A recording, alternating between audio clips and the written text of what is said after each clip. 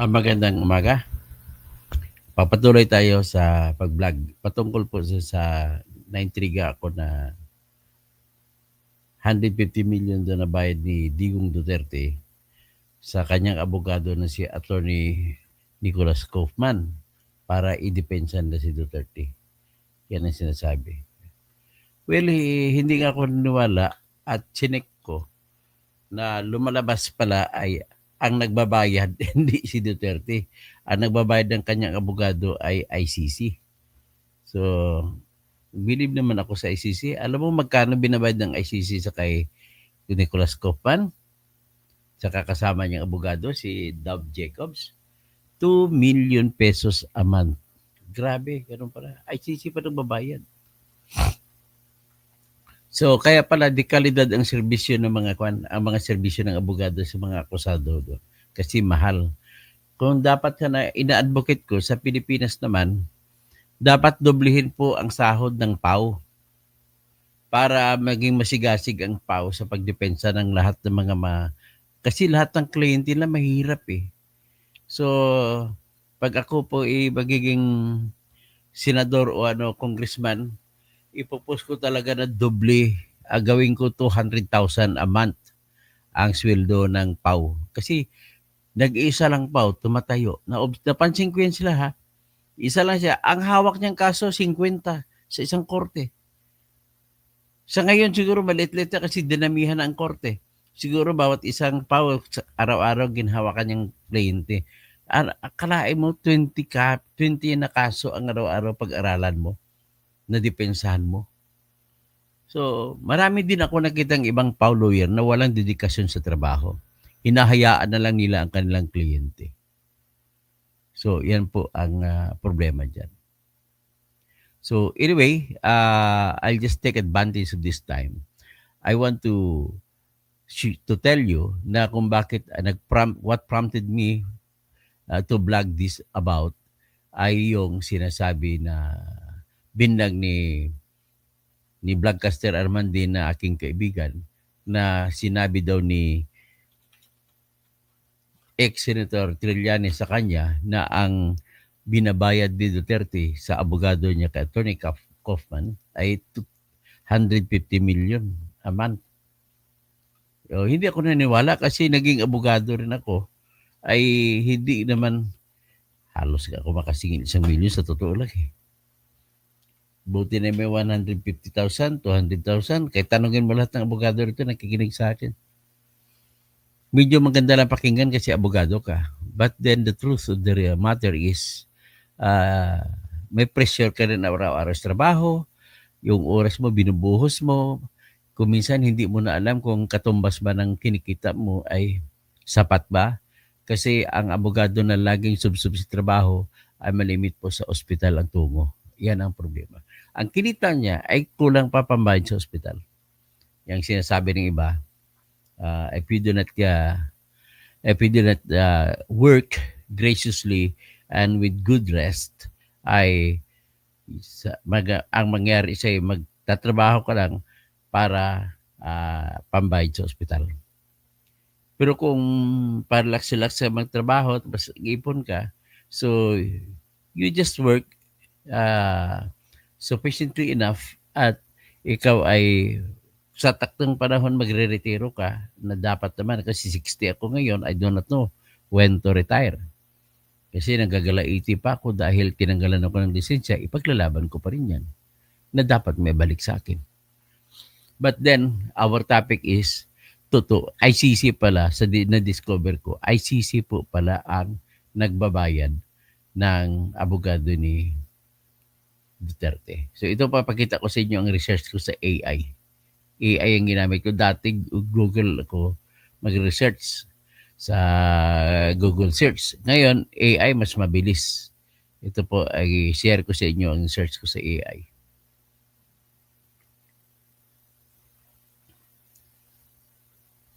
Ito. So ito, umpisan ko dito ha. So ang tanong ko nung una, how much does Duterte pay Attorney Nicholas Kaufman for Defense in the ICC. Itong sagot sa akin ng AI. Former President Duterte is not personally paying Attorney Nicholas Kaufman for his ICC defense. Under ICC rules, the court itself covers legal fees for defense counsel. Up to 3 lawyers. Pwede pa kumuha ng 3 abogado ang akusado na walang babayaran to ensure fair representation. That coverage includes Kaufman. Senator Bongo, who previously handled Duterte's legal affairs, noted that ICC will pay up to 40,000 euros per month for the defense team, meaning roughly 40,000 monthly for up to 3 lawyers. So, if Duterte adds more counsel beyond the ICC-funded 3, those additional costs would need to be borne by him or his team. But there's no public record showing that Duterte done so or any figure for such payments. So, ngayon, as of mid-June 2025, no, the Euro-Philippine peso is 64.6 per 1 euro. So, convert ko yung 40,000 euros ay ang sweldo ng abogado pala ni Kaufman, ang bayad sa kanila ng ICC ay 2.584 billion. So, ganun pala katindi, no? Malibre naman sa ang laki. Ang ganda ng serbisyo ng free legal assistance doon. Actually, hindi lang legal assistance yung counsel assistance. So anyway, I'll also take advantage of this time na bago ako mag-off ay nais ko lang sasabihin na yung status sa ngayon na alam ko ay magda-download ay magbaba tayo ng mag-login tayo sa International Criminal Court.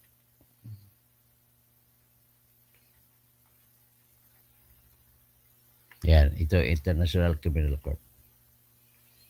Ang gagawin ko, ipakita ko sa screen ang International Criminal Court habang ako ay SARF para makita nyo rin ang sinasarf ko. Ito po yan.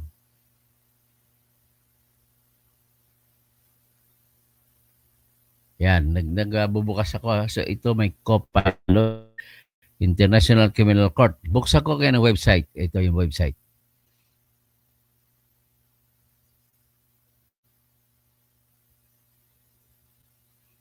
Matagal ang bukas ha. O ito, nabukas na. So, iyan po ang official website ng International Criminal Court. Kita nyo? Uy, hindi nyo pala nakikita ha. Mali. Ito.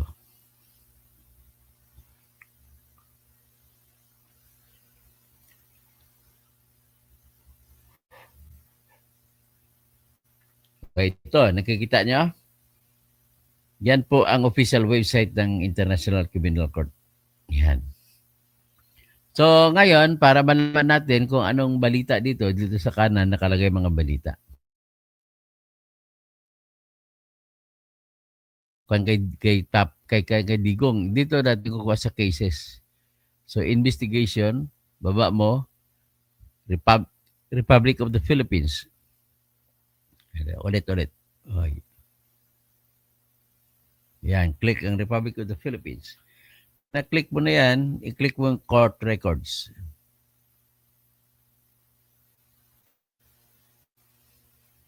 So, pag na-click mo court records, ito ang pinakahuli, public redacted version of the urgent request for interim release.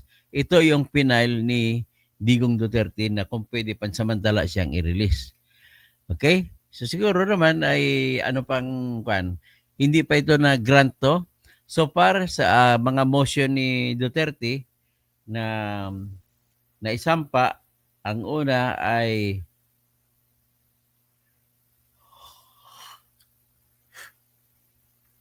pasensya na, naantok na ko. Ang una ay ang pinakamatindi lang nagsampa siya ng defense challenge. Ang tawag ni defense challenge. Gusto nila ipa-dismiss ang kaso kasi wala yung jurisdiction ng ICC sa Pilipinas. Ano ang katwiran na ginamit? Ang katwiran ginamit ay sa ilalim ng Rome Statute Article 12, Paragraph 2, ay nagsasabi na ang investigasyon ay pwede lamang i-authorize kung ang bansa ay kasapi pa ng ICC. So ngayon, hindi pa siya kasapi ng ICC sa time ng dineterminan nitong February 2020, no, not February, September 15, 2021. So nag-continuous hanggang ngayon. So ngayon, ang sabi naman ng mga judges na nag-decision sila noon sa pretrial chamber na bigyan ng authority ang Pilipinas, ang ICC sa pag-imbestiga ay nagdahil lamang ay wala namang argumento na tungkol sa jurisdiction. Kaya kung walang argumento, pinagbigyan na lang nila, sige tuloy kayo mag-imbestiga. Kasi sa kaisipan naman ng mga ICC pretrial chamber judges, at eventually may karapatan pa rin ang akusado na magki-question ng jurisdiction later on. So habang hindi pa na magki-question yun, total sila pa lang naman ay pwede nila i-authorize kayo ng prosecution. Ang ginawa ng Pilipinas na nagsampa, hindi si Duterte. Nagsampa ito ng request to defer. Defer, ibig sabihin defer, pagpaliban muna yung pag-imbestiga sa Pilipinas. Pumayag naman ang ICC, pretrial chamber, na ipagpaliban muna. At pinagbigyan ang Pilipinas sa hiling na kami na mag-imbestiga. Kami na magkakaso. So binigyan sila may isang taon, walang nangyari. 63 lang ang na-aresto ni Medardo Guevara. At ang iba doon, dati pa yan na na-convict na lang ngayon. So with that situation, ang nangyari, pinayagan ng ICC ang Pilipinas. Aba, isang taon, mahigit wala nang nangyari. Kaya ang ginawa ng Office of the Prosecutor ng ICC ay nagsampa sila ng motion na tanggalin na yung ang deferment at magtutuloy-tuloy din sila. Kaya tinanggal, magtuloy-tuloy. Tapos narinig nyo, ba tinapon pa siya doon sa kung ano sa isang lugar. Oh. I'm referring to Tebes sa kung saan siya napunta. Anyway, ang hinihiling ngayon dito ang hiling ng Pilipinas na wag muna mag-imbestiga ang ICC kasi kaya ng Pilipinas ay binasura. So, balik na ngayon sa ICC ang bula. Pagdating sa ICC ang bula, so nag-apila si Medardo Guevara laban sa desisyon. So, kumuha siya ng British lawyer. Siguro ang laki ng binayad niya sa British lawyer na babae.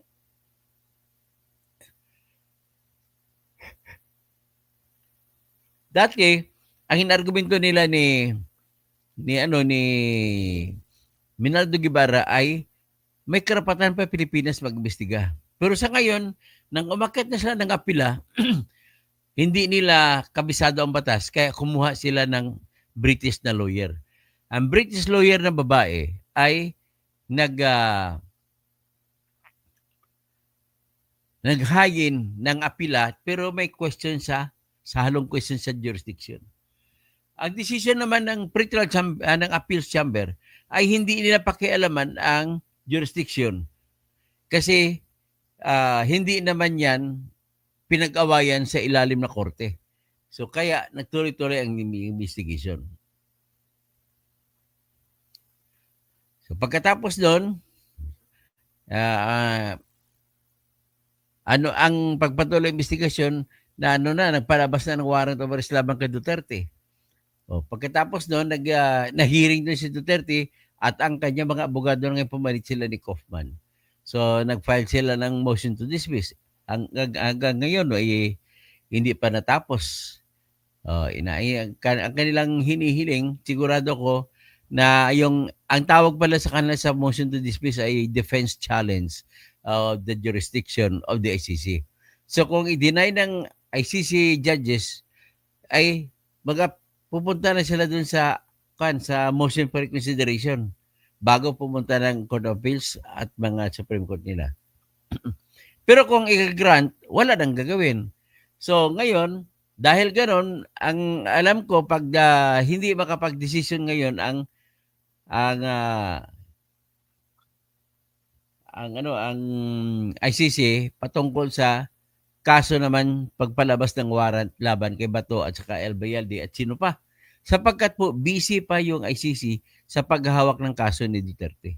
So iyan po ang, status sa ngayon. So pinakahuli ay yung nagsinampa na request for exclusion ng mga abogado ni Duterte na kung pwede umalis si Judge Alipio sa anong pinido ni Alipio Ganso at saka ni Sofia Lira na umalis na sa pagiging judge sa PTC para desisyonan lamang ang tinatawag na defense challenge to the jurisdiction of the ICC. So nevertheless, nag-assure naman yung dalawang babae na magiging fair siya sa labanan. Yan po ang status ngayon at ang mga kakampi ni Duterte ay nagbigay ng isang placard para lang sa kanilang kampanya. So anyway, ay isa man dagdag ko, nag-vlog ako dito dahil lumalabas pala, ICC rin ang babayad ng abogado ni Duterte. At hindi pala totoo yung sinasabi ni Senator Trillanes na 50 million binabayad niya kay kada buwan kay Romualdez. Kaya ako nakibayad. Sana ko nawala ako kasi naantok ako, pasensya na. So, anyway, so matotal, nasa stage na tayo ngayon na inaantay na lang natin yung decision kasi naghingi pala, balik mo na ako doon sa himingi yung abogado ni Duterte na umalis ang dalawang judge. Pero binasura yan. So, ibig sabihin, panay talo mga motion ng mga abogado ni Duterte. Tinitingnan naman ito ni kaibigan ko ni Blanca Sermande na talo, hindi po. Kasi kung ako po ang abogado, marami akong motion na sinasampa na panukat, sinusukat ko yung judge. Na hindi ibig sabihin pag natalo ko sa motion, natalo na ako sa kaso. So, maaring sinusukat lamang. Ang diskarte kasi ni Attorney Kaufman, nakita ko, nag-file siya muna, nag-request muna siya sa mga judge, kay Judge Lira at saka Judge Ganso, na umalis kayo kung maaari kasi kayo ang nagdesisyon ng pre-trial chamber na binigyan yung investigasyon na inauthorize niya mag-investigate ang Office of the Prosecutor. So, but then, dininaya ng mga judges. So, napilitan ngayon si Atty. Kaufman umakyat sa pangkalahatang judges. Humiling siya sa President Judge ng International Criminal Crime na si Tomoko Akane, isang Hapon. Kasi kung bakit Hapon, yung pala in-elect siya noong 2018. At bakit ang lakas ng Hapon, ng Japan? Kasi Japan po nagbibigay ng 16% na pundo na ginagamit ng pinakamalaki pundo na nagbibigay ang Japan sa ICC. Kung bakit nakabase po siya kasi pinakamalaki ring pundo na binibigay sa United Nations ang Japan. Ganun kayaman ang Japan. So anyway, ang yabang ng Amerikano, wala man ang binibigay. So anyway, ang nangyari, humingi si Atty. Kaufman ng pakiusap na kumbaga alisin na lang yung dalawang judge kasi sila po nagdesisyon na bigyan ng authority ang pag-investigate. Sumagot ang judge. Pinasagot sila ni President Judge Tomoko Akane. Pero sumagot, nag-assure naman ang dalawang judge. Sabi nila, katwiran nila, we are not biased. Only, we just approve as a matter of standard na magkaroon ng investigasyon at kung ano ang mga detalye later as to the questions of jurisdiction, iniiwan na namin sa akusado yan na siya na mag-question later. Kasi sa ngayon, nung nagbigay kami investigasyon, hindi pa buo yung detalye. Kaya kung hindi pa buo detalye, mas minabuti ng International Criminal Court pre-trial chamber na kunin mo na lahat ng detalye saka na natin pag-usapan. Parang ganun ang sitwasyon. Kaya, nung nag-assure naman yung dalawang judge na magiging fair sila, hindi na sila tinanggal nung plenary body ng mga judges. So, ibig sabihin, sa ngayon ay yung dalawang judge pa rin ang magdesisyon sa tanong kung may jurisdiction pa ba ang ICC o wala. ang argumento na ni Attorney Kaufman na abogado ni Duterte na wala raw jurisdiction ang ICC sa Pilipinas sapagkat nang ito ay nagbigay ng authorization to investigate ay nung panahon na wala na final na na hindi member ang Pilipinas.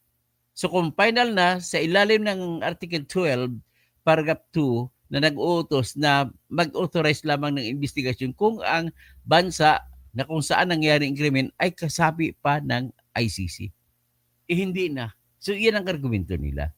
So anyway, if at all, the only way na bakit ako nag-vlog nito ay para lumabas, sabihin na hindi totoo ang sinasabi ni Trillanes na 150 million ang binibigay ni Duterte sa mga abogado niya. Ang nagbabayad pala sa mga abogado ni Duterte ay yung International Criminal Court mismo. Ang bayad 2.5 million pesos a month. Laki ng pera na. Doon na lang kaya ako mag-abogado.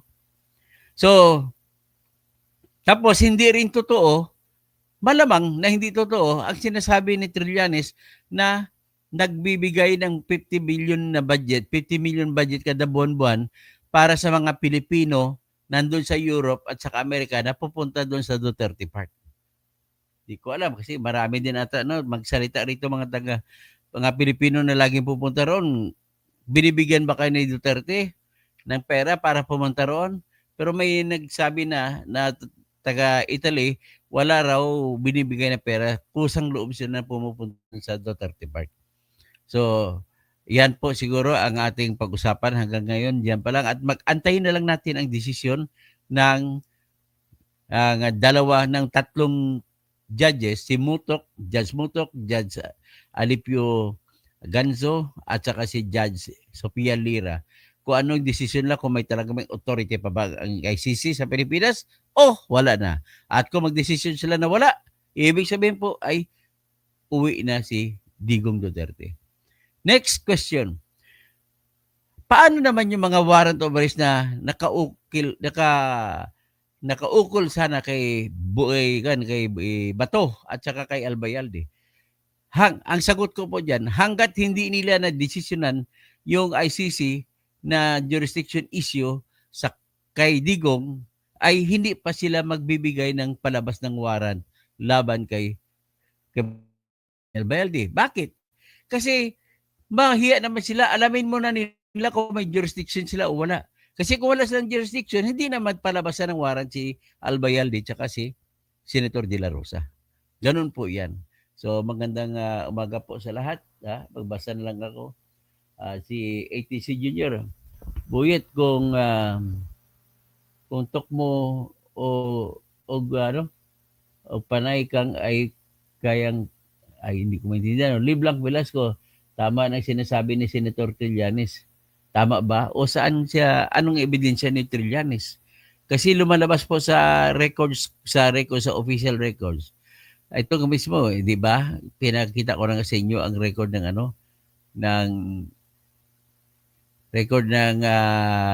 binigay ng AI na ang ICC ang nagbabayad ng abogado ni Duterte. So hindi ko maaring tanggapin Liblang Velasco yung sinabi ni Trillanes. O ayan yan ang result ng AI sabi, as of May-June, the Euro-Philippine, hindi yan dito. Former President Duterte is not personally paying Attorney Nicholas Kaufman for his ICC defense. Under the ICC rules, the court itself covers. So, korte lang ang nagbabayad. Yan ang katwiran. Pruwiba na ang abogado ni Duterte ay hindi siya nagbabayad. So, ibig sabihin, hindi rin daw ata totoo yung binibigyan ng pera yung mga OFW na pupunta doon sa Duterte Park araw-araw.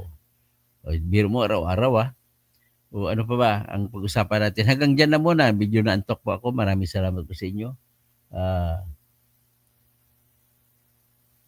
Ito, basahin mo. Kung nagtatanong po si Liblang Velasco, ano naman ang ebidensya mo na ICC na babayad? Ito po yung result. Basahin mo.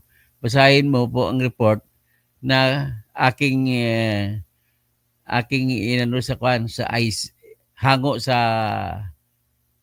hango sa tawag nito, sa internet, sa artificial intelligence, no? So ito, kung nakita mo, sinasabi ICC to cover Duterte legal fee. Yan, lawyer. Tapos ito nakasulat, mga balita po yan. Buksan natin ang balita. O sa Inquirer na lang tayo kung titingin. O yan ang Inquirer. Ipalabas ko ang Inquirer.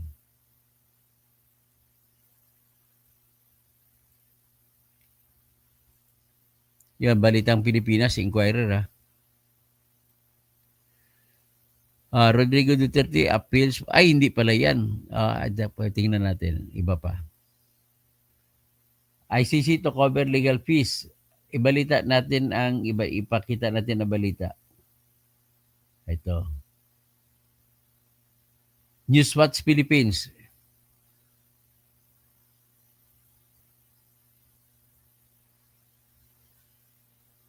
Newswatch Philippines ang anuhin natin.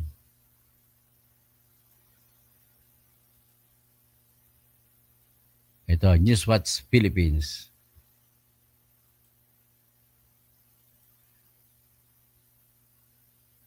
O yan, no, Liblanco.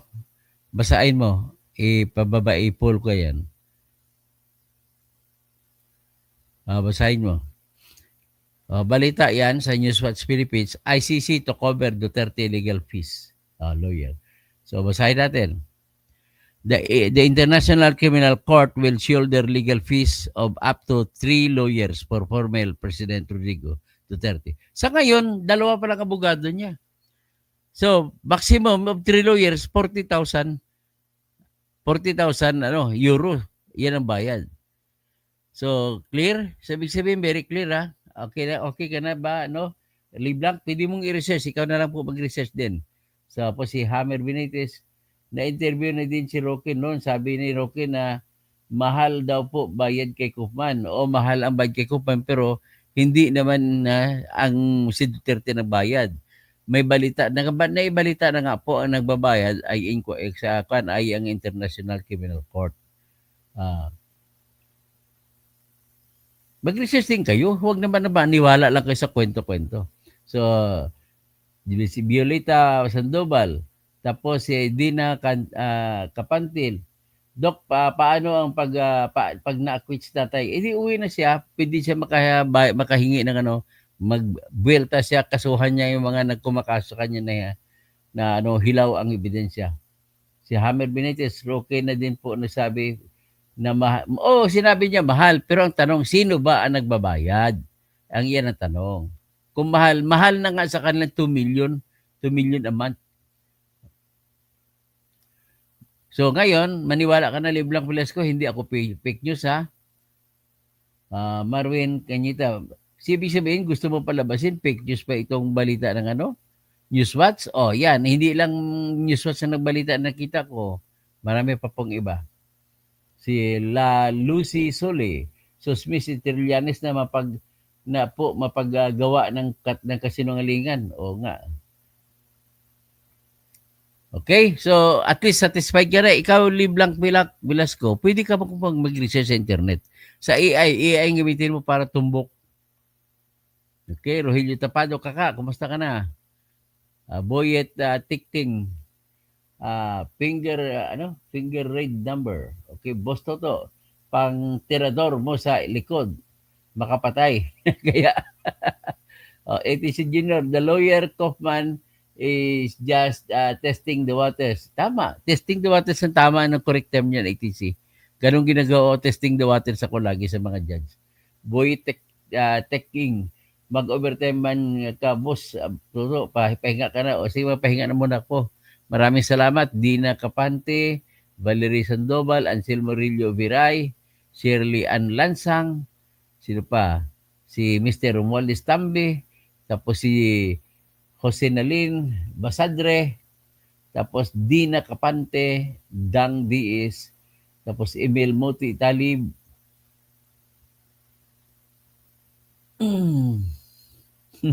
may Bernadette, Hope Brent, Mr. Romualdez Tambi, Valerie Serna, Oh, marami. Ano ibig sabihin na Caltex man imo migo? Caltex, tikal. Okay, maraming magandang umaga po sa lahat, no? Si Happy Benitez, sino pag iba? Okay, magandang umaga po.